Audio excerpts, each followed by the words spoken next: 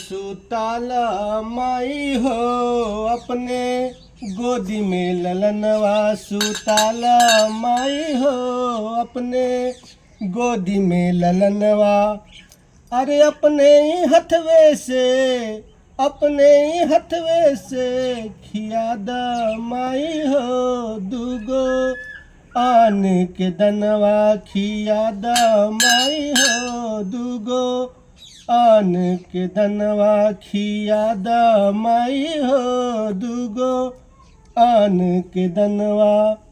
अरे दूगो रतियो खातिर कितना तप कैलू सर समाज के कितना ताना सहलू। आबे बुझाइल हमरा अरे बढ़ला के बाद तो छुपाल माई हो अपने अचरा में स्नेह के छुपाल माई हो अपने स्नेह के अचरा में छुपाल माई हो। अरे श्री राम जी के पूजे से पहले माई तोहरे के पूजती अवेदवा पुराण बिकाहे माई सृष्टि के ही रचली। अरे नलायक के लायक बनैलू चाले कलूर सिखवलू नजर न लागे हमरा ढोढ़ी में काजल लगवलू। छठी के बरतिया कह के हमनी लदुआ मंगलू घाम से बचावे खातिर साड़ी कलुगरी बनवलू।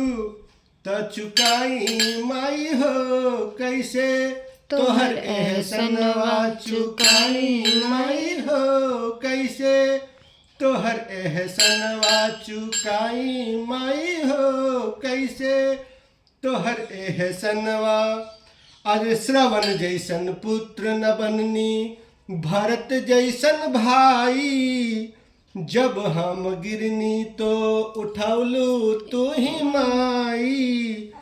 अरे तोहरी चरनिया के धूल मत पर लगाई माई हो दूगो आन के दनवा खियादा माई हो दूगो आन के दनवा खियादा माई हो दूगो आन के दनवा खियादा माई हो अपने स्नेह के अचरा में छुपाला माई हो अपने स्नेह के अचरा में छुपाला माई हो।